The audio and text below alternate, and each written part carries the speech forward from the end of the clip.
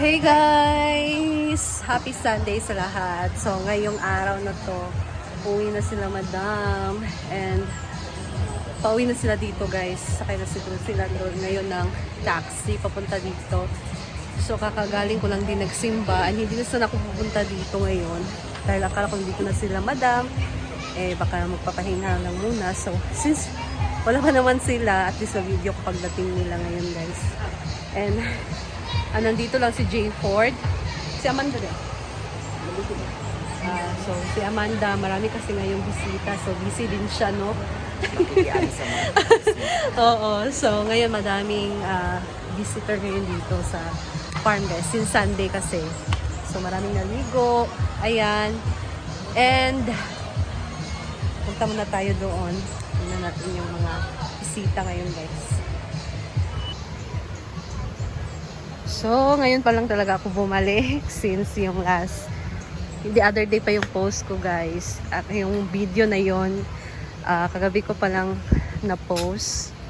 So, ayan. Ito tayo dito sa may swimming pool. Dito si Amanda. Hi, Amori. Hello. Yan si Amori. Hello. Hi. Si Amori yung nag-cook ng mga different mga things. Oo. Yan si Amori. Ang Kakanin. daming natutunan What? ko kay Amori. What daw? Hello. Hi, welcome sa farm. Hello po.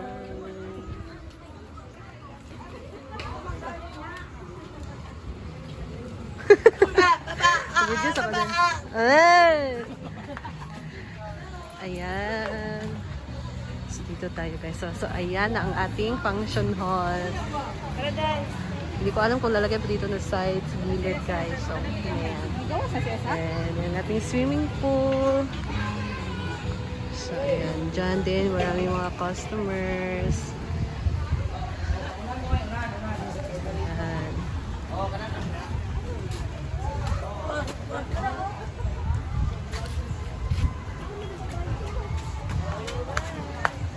Hello! Welcome sa farm! Gasa mo, ma'am? Belia. Yes, doon na kayo. Hello, welcome sa farm. Ayan, ang ating mga visitors. Ito din guys, madami din naligo. May sapa na side. Wala dito kasi walang tubig dito guys. Doon lang na side. Ayan. Doon na banda, malalim doon. Kung ayaw nila sa sapa, pwede naman sila maligo sa swimming pool. Ayan.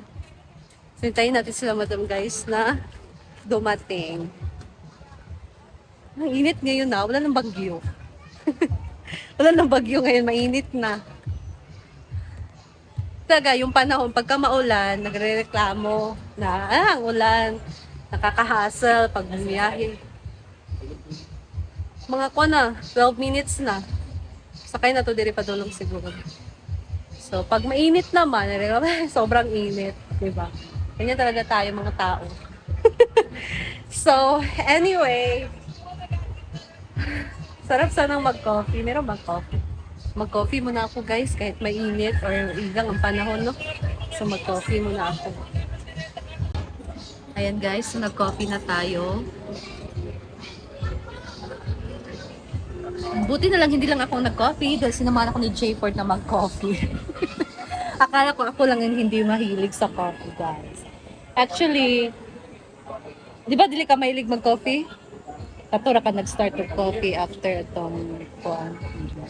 So, si Jay Ford hindi siya masyadong mahilig mag-coffee. Ang time lang na yun na yung nasa langit kasi yung jowa. So, yung time na yun na pa siya, vigil. Nagko-coffee siya nung time na yun. Parang na-addict siya sa coffee. Parang nagko-coffee na siya. Hindi kagaya nung dati na, hindi talaga.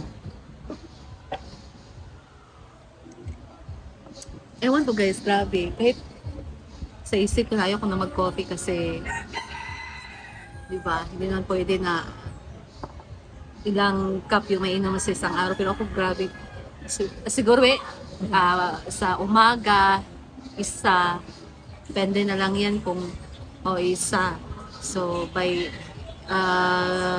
before lunch, maybe snack. Siguro, I don't know, pero minsan lang. So, sa tanghali isa. So, tatlo. Sa hapon, tatlo. Tapos sa gabi. So, bali, siguro maubos ko sa isang araw na coffee, mga 4 to 5 cups, ganun. Kasi bago ako matutulog, guys, umiinom ako ng coffee. Pero nakakatulog pa din naman ako. Kung black. Pero pag, siguro 3-in-1, hindi ako makatulog sa gabi. Pagka 3-in-1 yung iinumin ko, unless kung black, makakatulog ako. Ayan. And, yung mga nakaraang araw siguro yun, or nakaraang buwan, kasi grabe ako noon umiinom ng soft drinks plus coffee. Hindi ko alam kung anong reason ng pagsakit ng paa ko, guys, dito sa may heels ba na side na part sa paa. So hindi ko alam kung sa coffee yun or sobra na yung uric, or dahil uric siguro yun. Kasi ngayon na iniwasan ko yung soft drinks. Hindi kasi masakit yung ko, guys. Nawala yung sakit talaga. Kaya tama talaga yung sabi ni Neil sa akin na huwag ka na uminom ng soft drinks. Iwasan mo na ang soft drinks. Kasi lagi ako nagpapahilot sa kanya sa aking paa, guys. Kasi sakit talaga. Lalo na pag lumalakad ako, masakit siya ngayon. Medyo, siya, parang naghilot. Pero wala talaga. Masakit pa siya medyo, pero hindi kagaya ng dati na sobrang sakit. And siguro, dahil siguro talaga yun sa may uminom ako ng soft drinks, tapos uminom pa ako ng kape. So yung uric, siguro uric ko to. Hindi ko alam kung meron akong uric, guys. Hindi pa kasi ako nagpapa-check up. Yun nga. So maganda na iniwasan ko talaga ng soft drinks. Uminom na lang ako ngayon pero kaunti lang. Pero uminom naman ako noon, konti lang din. Kaso nga lang, parang every kain, lalo na dito sa farm, lagi talaga sila nagpo-coke, guys. Kaya ikaw na mahilig, syempre, di ba? Hindi mo talaga maiiwasan. Ayan. And pagka mga ganyan talaga, kailangan ng iwasan mo. Kasi unhealthy kasi talaga siya. And yan din, soft drinks din talaga malakas magpapataba. Kasi sugar Kaya ako, tumataba na naman yung mukha ko. Pagka ganito talaga, nawawala talaga yung fasting ko, guys. Pagka magda-diet talaga, yung mga sweets talaga, sugar, kailangan talaga yung iwasan. Mas madali yung progress pagka iwasan mo yung mga matatamis na pagkain, mga drinks, ganun. Mas mapadali. Kahit kumakain ka siguro ng rice, basta iwasan mo lang yung mga sweets sa sa katawan mo. Ka talaga, papayat ka talaga, mas mabilis yung yung progress and healthy, di ba? And guys, for me lang yan it's my opinion. So iba naman po sa inyo, depende na din yan sa inyo, guys. And of course, gusto ko magpasalamat sa aking ate na nasa Alaska ngayon. Alam mo na yan, ate. Sobrang thank you talaga. Okay, nakuha na namin yung biik kahapon, guys, and nasa kulungan na siya, yung ginawa namin na kulungan last time. So nakuha na namin yung biik, and hindi kami doon bumili, guys, kasi hindi yung tinuloy yung nasa video ko last time. Hindi yung tinuloy. So naghanap kami sa iba, malapit na din dito sa amin. So kahapon ay kinuha namin siya, and ayan, okay na-solve yung problem namin dahil kay ate. Ate A, thank you so much talaga, Ate Ann. Sobrang lucky na talaga ng naibigay mo sa amin, ate. And I'm so thankful. I'm so grateful for all of that. Sa lahat ng binigay mo sa amin, ate. Thank you talaga. I know God will bless you more kasi ang bait mo at nag-share ka ng blessing mo. Alam ko na hindi ka lang sa akin nagbibigay, pati na din sa mga taong gusto mong tulungan. So thank you ate. And ingat kayo lagi dyan. I love you. Alam mo yan, love na love kita. So mag-ingat ka dyan always, and syempre magpabayaan ng health, okay? And hindi ko na video kahapon guys. Punta kami ng doon sa bukid. Nandun na yung yung biik. So, by the next day, meron na akong mini vlog doon. So, meron na akong content doon. Pupuntahan namin yung biik.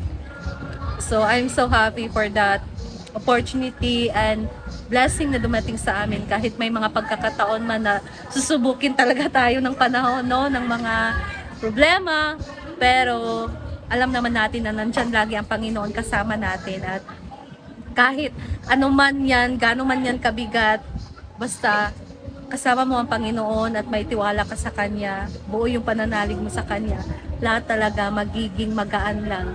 And hindi tayo dapat matakot kasi nandyan siya lagi kasama natin, guys.